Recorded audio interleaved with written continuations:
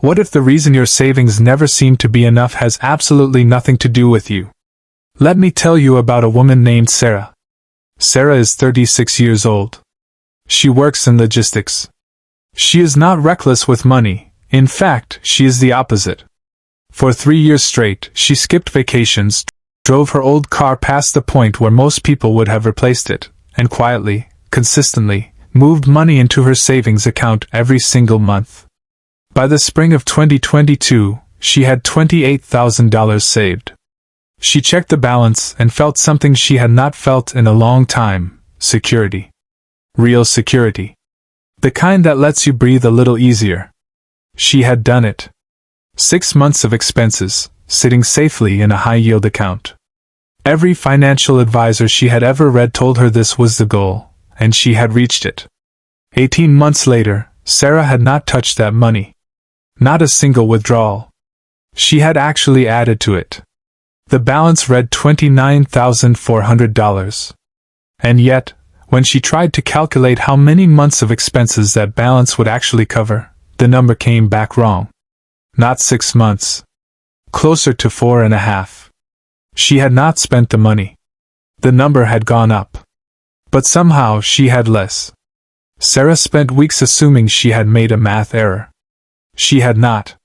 What had happened to Sarah's savings was not a bank error, not a bad investment decision, not a failure of discipline. It was something that started thousands of miles away from her kitchen table, in an energy corridor she could barely name, triggered by a conflict she had watched briefly on the news and then forgotten about. And today, I am going to show you exactly how that happens. Because what happened to Sarah is happening to millions of people right now, and almost none of them know it. I am Milton, and on this channel, we talk about money, wealth building, investing, and the mindset required to escape financial mediocrity. If you are serious about building real financial freedom, not the version sold to you on social media, but actual, durable financial independence, consider subscribing. We go deep here. No hype. No fluff. Just serious financial thinking. Now, let us talk about the invisible force that has been quietly working against your savings for your entire adult life. And let us talk about why almost nobody in the personal finance space ever tells you about it. Most people carry a mental model that divides the world into 2 completely separate categories. Category 1, things happening out there. International tensions, oil embargoes, military conflicts, trade disputes. Things you briefly read about in a headline, form a passing opinion on, and then set aside because they feel irrelevant to your daily life. Category 2, things happening in here. Your income, your bills, your grocery costs, your savings balance, the financial reality of your actual life. And here is the problem. That wall between the 2 categories, the one that feels completely natural and intuitive, does not exist. The relationship between geopolitical instability and your personal financial position is not abstract. It is mechanical. It works through specific, well-documented channels. And the most dangerous thing about it is the delay between when a crisis begins and when you actually feel the consequences. That delay, those 4 to 8 weeks, is where your wealth disappears. Because by the time the financial damage becomes visible in your household costs, you have completely forgotten about the event that caused it. Your brain cannot connect a headline from 6 weeks ago to a grocery bill that is quietly $90 higher than it used to be. It does not work that way. So let me show you exactly how the mechanism works. Modern economies run on energy. Every product you purchase has embedded energy costs. The fuel used to grow it, manufacture it, refrigerate it, package it, and move it from a factory somewhere in the world to a shelf in front of you. Roughly 80% of global trade moves by sea. Maritime shipping runs almost entirely on oil-derived fuel. When oil prices rise, shipping costs rise. When shipping costs rise, the cost of everything that travels through the global supply chain rises with it, steadily, quietly, across every category of spending. That is the first channel. But here is the part that most people miss entirely. The supply does not even need to be disrupted for this to happen. Commodity markets are forward-looking. Traders are not reacting to what is happening right now, they are pricing in what they expect to happen. The moment genuine uncertainty is introduced about a major energy corridor, whether it is the Strait of Hormuz, which carries approximately 20% of the world's daily oil supply through a waterway just 21 miles wide at its narrowest point, or the Red Sea route that connects Asia and the Middle East to European markets, traders immediately price that uncertainty into futures contracts. Economists call this a risk premium. It is the extra cost that buyers of future oil delivery pay to protect themselves against the possibility of constrained supply. And that risk premium, priced in London, negotiated in Singapore, settled in New York, flows downstream to refiners, then to distributors, then to retailers, and ultimately to the price on your receipt. You are not paying for an actual shortage. You are paying for the market's anxiety about a potential shortage.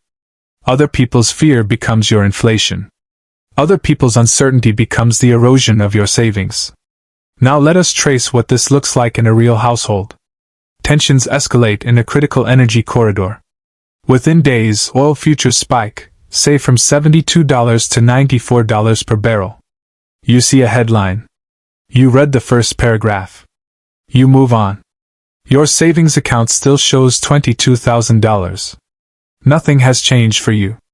3 weeks later, gas prices climb. About $45 extra per month to fill your tank. Annoying, but manageable. 5 weeks later, grocery prices begin rising across multiple categories. Not dramatically, but steadily. Your weekly shop costs about $35 more than it did 2 months ago. 8 weeks later, your utility bill arrives. Natural gas prices are closely linked to oil markets. Your bill is up about 13% over last year. By month 5, you are spending approximately $280 more per month across all your expense categories than you were 5 months ago. Your income has not moved. And your savings account? It shows $22,600. The interest posted. The number went up. But here is the reality. If inflation has been running at 7% annualized during this period, the purchasing power of every dollar you hold has declined by roughly 3.5% in real terms. That $22,600, after 5 months of saving, collecting interest, and making zero withdrawals, now buys approximately what $21,400 would have bought when the crisis started. You saved diligently. You earned interest. The balance climbed. And you still lost ground. This is what happened to Sarah. And this is what is happening, right now, to millions of households that are doing everything right and still wondering why it never feels like enough. Understanding the mechanism matters. But understanding why people consistently fail to protect against it, even people who are financially literate, is equally important. The answer starts in your neurology. Human threat detection evolved over hundreds of thousands of years in an environment where dangers were immediate and physical. A predator. A rival. A fire. Your brain is extraordinarily well calibrated for threats that are spatially close, temporally immediate, and physically concrete. It is almost entirely blind to threats that are geographically distant, temporally delayed, and financially abstract. A crude oil futures contract moving $20 per barrel in London does not trigger a neurological alarm. A $4.99 price tag on something that used to cost $3.79 does. But by then, you feel it as a general irritation at rising prices, not as the direct financial consequence of a specific geopolitical event that happened weeks earlier. Behavioral economists call the related cognitive trap the nominal illusion, the tendency to evaluate wealth in face value terms rather than purchasing power terms. If your savings balance shows $24,500 versus $22,000 a year ago, you feel progress. You feel richer. That feeling is powerful and real. But if inflation ran at 7% over that year, your real position has actually declined slightly. The $24,500 you hold today buys what approximately $22,850 bought a year ago. You are barely ahead of where you started. In real terms, you may even be behind. The number went up. The value went down. And your brain, which evolved to count things rather than calculate inflation-adjusted purchasing power equivalencies, registers progress where there is actually a loss. This is not a character flaw. It is the predictable output of a cognitive system that was not designed for modern monetary economics. But it has a very concrete cost for anyone who does not consciously correct for it. This is not theoretical. Let me give you the receipts. In 1973, OPEC nations implemented an oil embargo in response to U.S. foreign policy. Oil prices quadrupled within months. U.S. inflation climbed above 11% within a year. The purchasing power of savings accounts, millions of them, belonging to ordinary working people who had done nothing wrong, evaporated at a rate of more than $1.10 every single year. Recovery took the better part of a decade. In 1979, the Iranian Revolution removed one of the world's largest oil producers from global markets. Oil prices tripled. Inflation peaked at 13.5%. The Federal Reserve's response, raising interest rates above 20% to break the inflationary cycle, triggered a severe recession. People who survived the inflation got hit by the recession required to cure it. In 1990, Iraq invaded Kuwait. Oil prices roughly doubled in 3 months. Inflation jumped. A recession followed. And most recently, a combination of pandemic supply disruptions and the Russia-Ukraine conflict, which removed a major energy and agricultural exporter from global markets, produced the worst inflationary episode in the United States since 1981. By mid-2022, consumer prices were rising at 9.1% annually. A household with $50,000 in savings saw the real value of those savings decline by an estimated $8,000 to $12,000, without spending a single dollar of principal. Here is what the historical pattern shows, consistently, across every one of these episodes. The damage to purchasing power happens fast, over months. The recovery takes years. In many cases, for households in the lower and middle income brackets, the recovery is never complete before the next disruption begins. Each crisis clicks your real financial position down a notch. And the period between crises does not always click it back up at the same rate. Over a career spanning multiple cycles, the cumulative effect is a meaningful and permanent reduction in wealth, for people who made no serious financial mistakes whatsoever. Everything up to this point has been about understanding the problem. Now let us be precise about the response. First, recalibrate your emergency fund target. Conventional wisdom says 3 to 6 months of expenses. That advice was built for a stable price environment. It does not account for the reality that during an inflationary shock, your costs rise, meaning your 6-month fund begins covering 5 months, then 4.5, as prices climb. Build 8 to 10 months of expenses. Not because you are paranoid. Because conventional wisdom does not price in geopolitical risk, and the historical record shows it should. Second, stop measuring your savings in nominal terms only. Once per quarter, do a simple exercise. Compare your actual recurring costs, groceries, utilities, transportation, rent, to what they were 6 months ago. Calculate the real cost increase. Then recalculate how many months your savings balance actually covers at current prices. This one habit converts the abstract concept of purchasing power erosion into a concrete personal number. And that concreteness is what motivates appropriate action before a crisis deepens. Third, ensure a portion of your savings is inflation protected. Series I savings bonds, issued directly by the U.S. Treasury, carry a composite rate that includes an inflation adjustment component.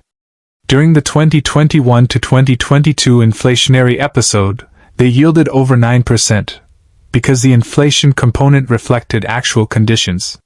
There are annual purchase limits, but for the short to medium-term savings portion of your financial picture, they are worth understanding. Treasury inflation-protected securities, or TIPS, adjust their principal value with the Consumer Price Index. They are not high-return instruments. But they are specifically designed to preserve purchasing power, which is precisely the risk we are discussing. None of this requires abandoning your savings account or taking on excessive risk. It requires ensuring that not every dollar you save is fully exposed to purchasing power erosion when the next geopolitical disruption arrives.